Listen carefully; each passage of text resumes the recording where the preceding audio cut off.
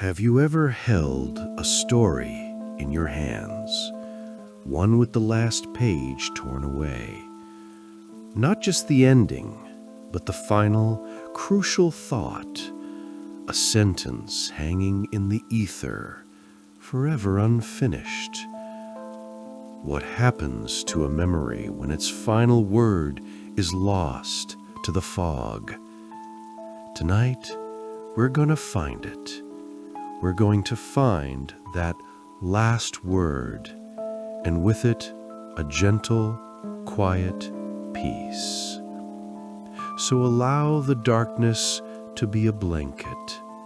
Allow the rain to be a lullaby.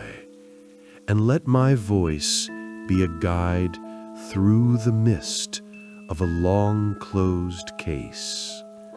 A case closed, lights dimmed, exclusive. Case brief. The official file number is 743B, but I've always just called it the Lost Diary Clue. The year was 1998. The season was autumn, when the fog in Crescent Cove rolls in thick and heavy, swallowing the streetlights one by one until the town feels like the last place on earth. It was a town that lived and breathed by the rhythm of the tide, a slow, sleepy rhythm that could lull you into a trance. The air smelled of salt, damp wood, and the distant, lonely cry of gulls. On the morning of October 12th, a Monday, 17-year-old Elise Beaumont was reported missing. She wasn't the kind of girl to run away, her parents insisted. She was quiet, thoughtful, an artist who saw the world in shades of charcoal and watercolor. She was the one who stayed home on Friday nights to read novels and sketch the skeletal shapes of the fishing boats in the harbor. Her bedroom was a perfect time capsule of a teenage girl's life in the late 90s, a stack of CDs on her nightstand, a half-finished painting on an easel by the window, and a collection of smooth, gray stones she'd gathered from the beach, and on her desk, a small, leather-bound diary. It was open to the very last page. The date at the top read October 11th. The ink was a deep, dreamy blue. But the entry stopped mid-sentence. The other key piece of evidence was a photograph found tucked inside the diary's front cover. It was a slightly overexposed snapshot of Elise, taken down at the old pier. She's smiling, but it's a soft, knowing smile, not a wide grin for the camera.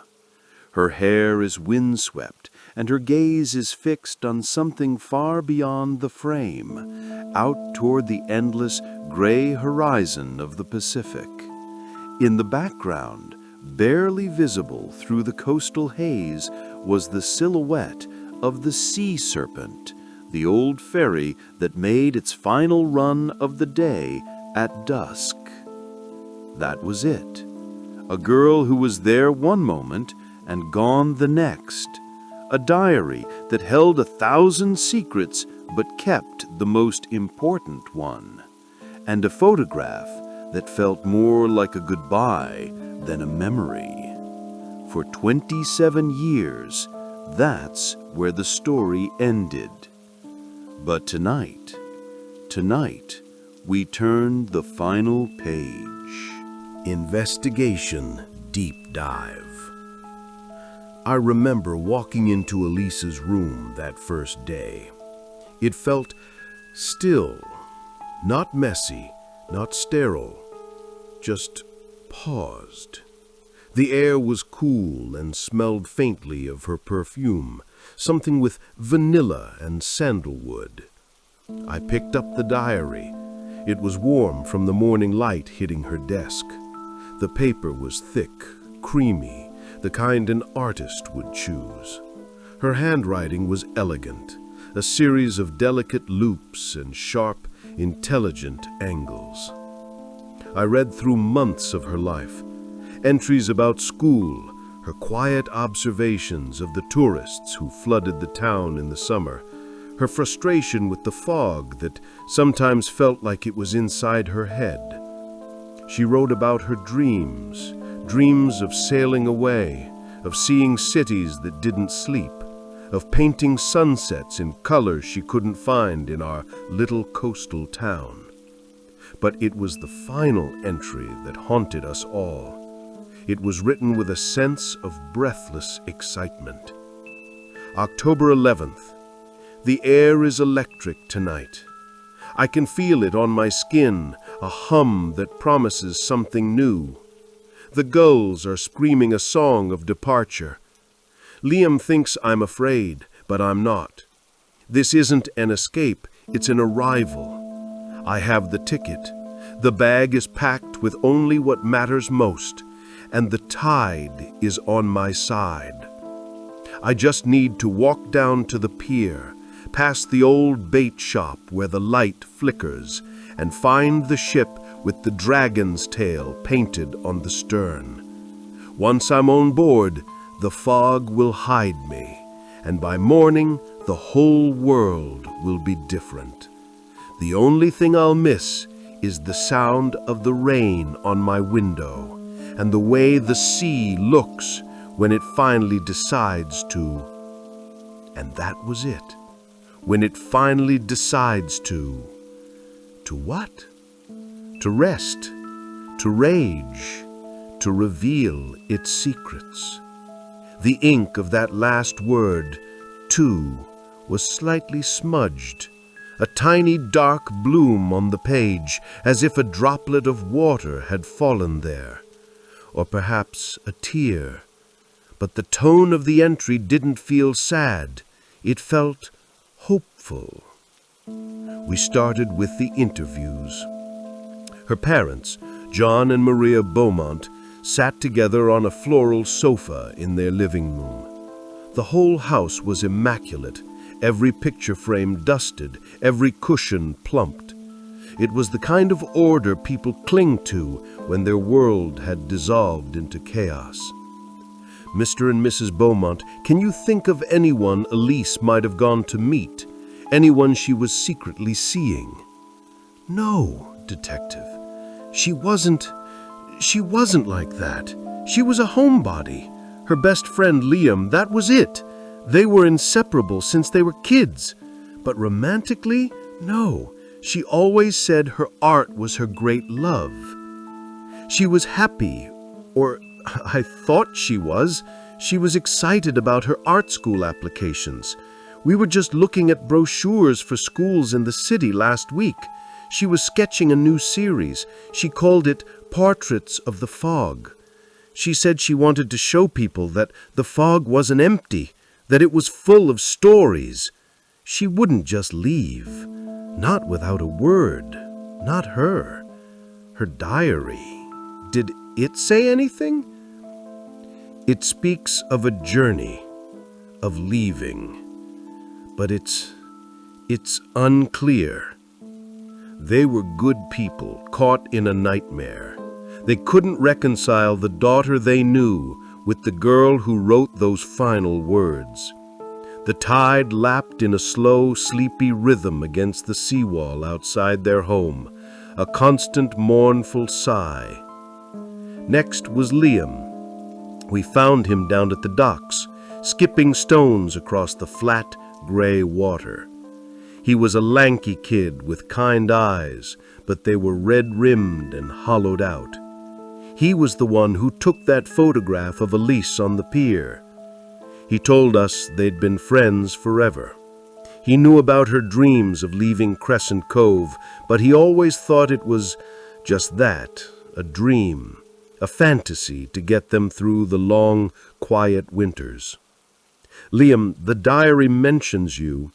It says, Liam thinks I'm afraid, but I'm not. What did you talk about? We were here, right on this pier. A couple of nights ago. She was different, electric, like she wrote. She told me she had a plan, a secret. She said she was going to sail away, apprentice with a painter in a port town up north. She said it was all arranged. Did you believe her?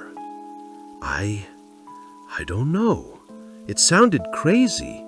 She showed me a piece of paper, a ticket, she said. But it was dark. I didn't see it clearly. I told her it was dangerous, to just wait, apply to art school like she planned, go the right way.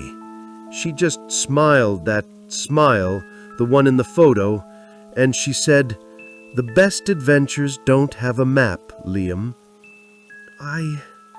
I should have tried harder. I should have told someone. A ticket, you said. Do you remember anything about it?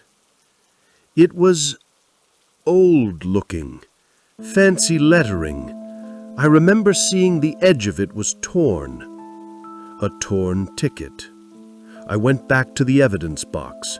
Tucked into a small plastic sleeve was a tiny triangular scrap of paper found on the floor of Elise's room near her packed bag. It had been logged as insignificant, but under a magnifying glass you could see it.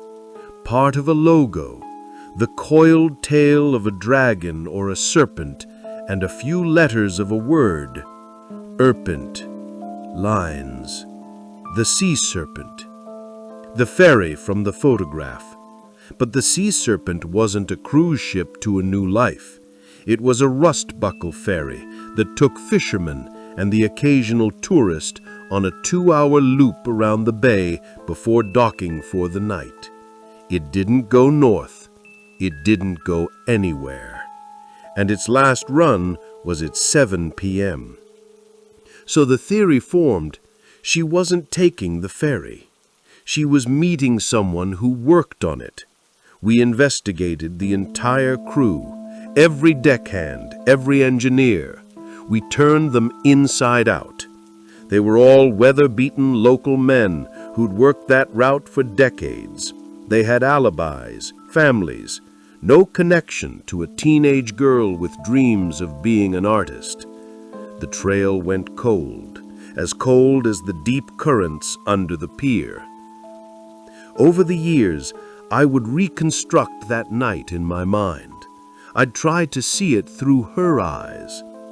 I see her closing the diary, that last sentence hanging in the air, the smudged ink. Maybe the pen slipped, or maybe she was startled by a sound from outside, the low growl of the ferry's engine warming up across the water. She walks through the quiet, sleeping streets of Crescent Cove. The fog is thick around her, like she's wading into a cloud. The streetlights cast hazy golden halos in the mist. She can smell the salt and the diesel from the harbor. It's the smell of her departure, the smell of freedom. She reaches the long wooden pier. It's mostly deserted. The rhythmic creaking of the docks is the only sound, a slow, hypnotic heartbeat. Creak, release. Creak, release. She walks past the bait shop, its single window casting a flickering, pale light onto the wet planks, just like she wrote. She's not looking for the passenger ramp. She's heading for the far end of the pier, where the fishing vessels and the ferry are moored for the night. She's looking for the ship with the dragon's tail painted on the stern. She stands at the edge of the dock, her small frame silhouetted against the murky water. The ferry is right there now, dark and silent now, its engine off. It looms like a sleeping giant. The tide is high, slapping against the pilings just inches below her feet. The wood is slick with sea spray and evening dew. She waits. Is she meeting someone, or was the plan something else entirely? A secret stowaway, a girl with a romantic notion of sneaking onto a ship, hiding in the fog, and waking up in a new world. It was a foolish plan, a teenager's plan, born from novels and paintings, not from the harsh reality of the sea. I see her check her watch. Maybe she's getting nervous. She shifts her weight. Her shoe Perhaps slips on a patch of wet moss that grows between the planks. And just like that, the story stops.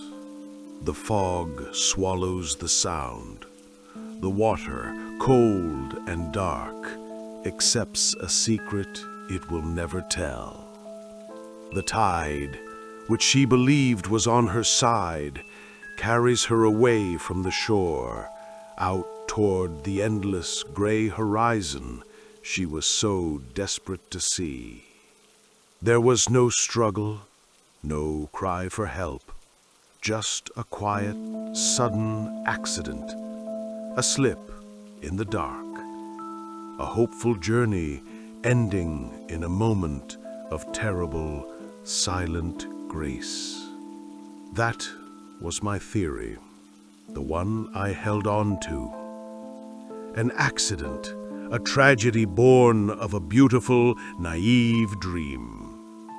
It was the only explanation that felt right, that honored the girl who wrote about the fog being full of stories. But it was just a theory. There was no proof.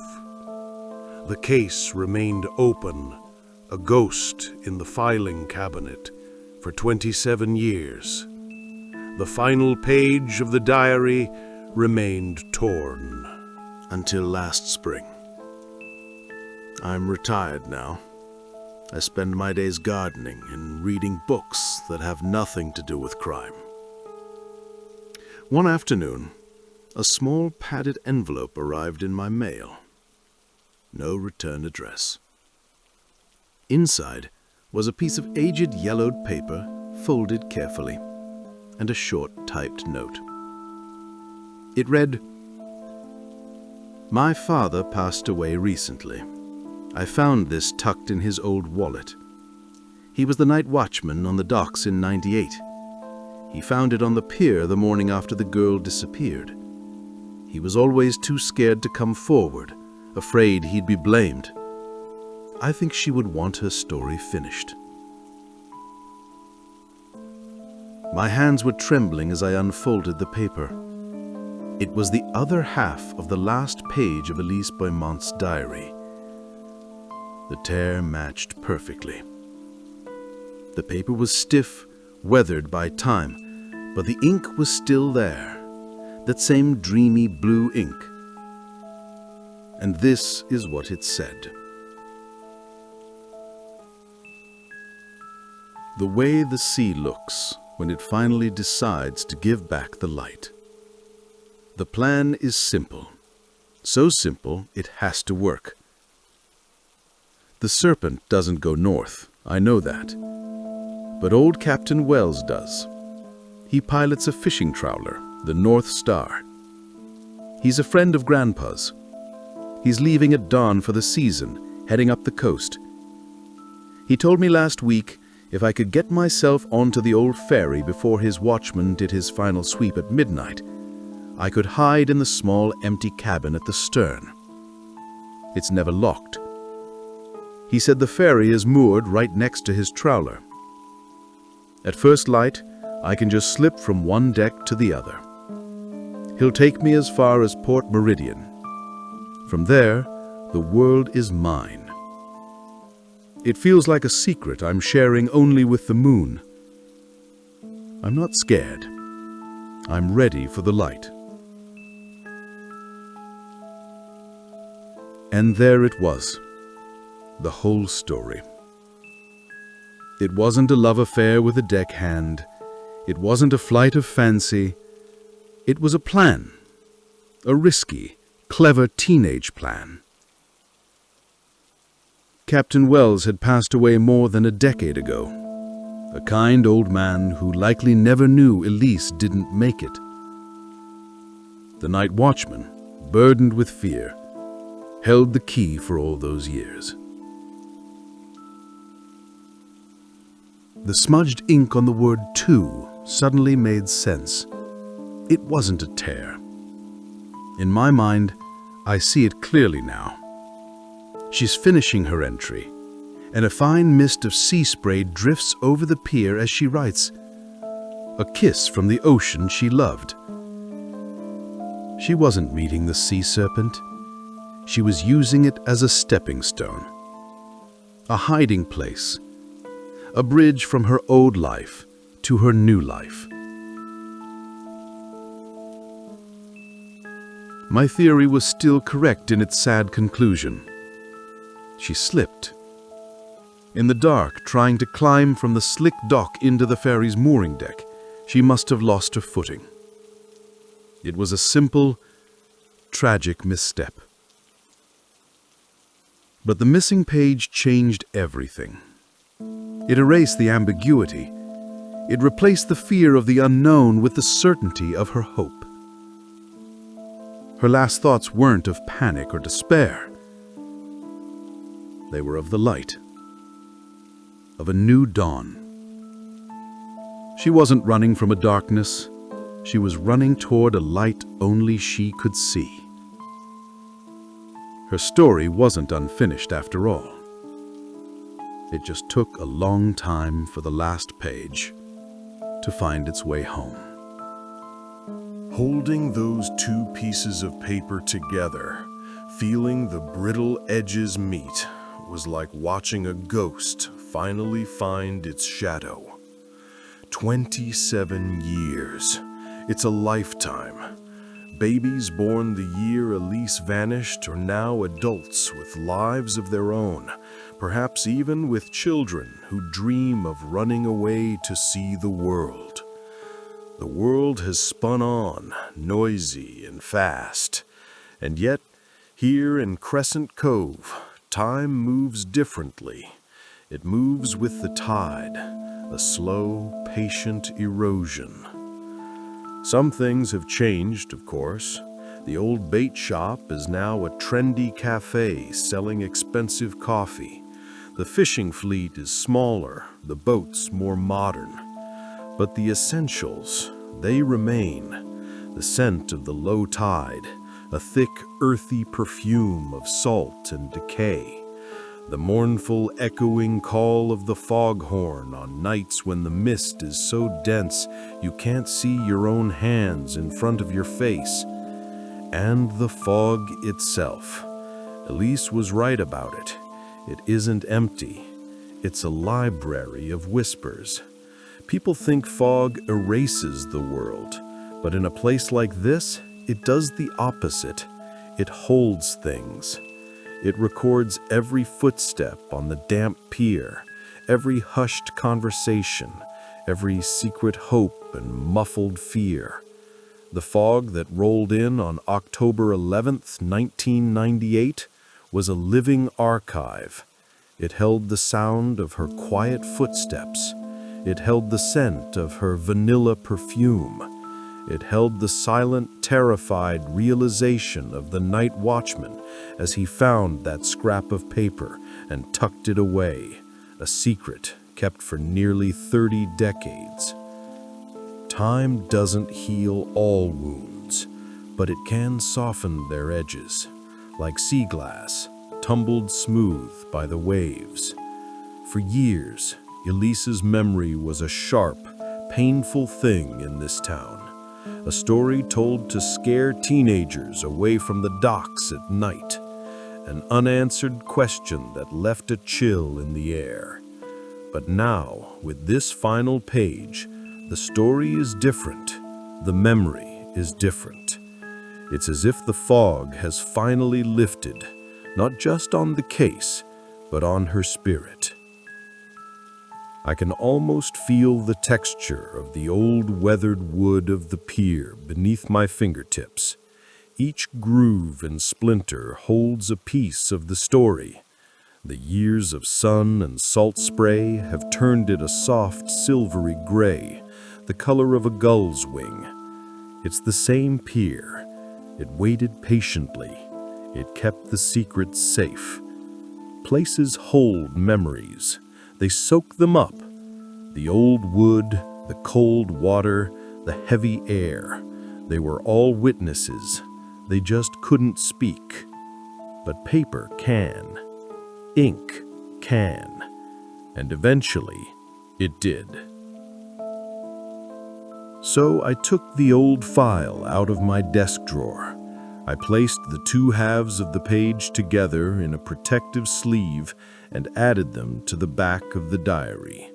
A story, finally whole. The soft crinkle of the aged paper was the only sound in the room. On the front of the folder, in bold red letters, it now reads, "Case closed." There is a quiet peace in answers, even when they are sorrowful. Elise Beaumont's story is no longer a haunting question. It is a complete, albeit tragic tale of a hopeful spirit. A girl who loved the sea so much that in the end, it held her in a final quiet embrace. She has become one of the stories in the fog she always wanted to paint. A gentle, shimmering memory that now can finally be at rest. And so can we. The file is closed. The clues are all connected.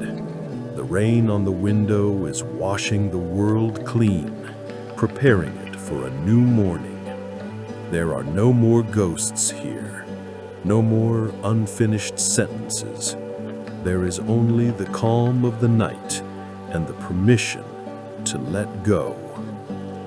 Allow your thoughts to drift just as she did, not into darkness, but toward a quiet horizon.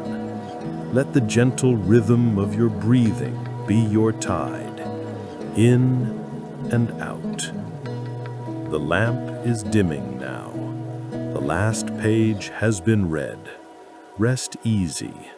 The case is closed, and the night is yours.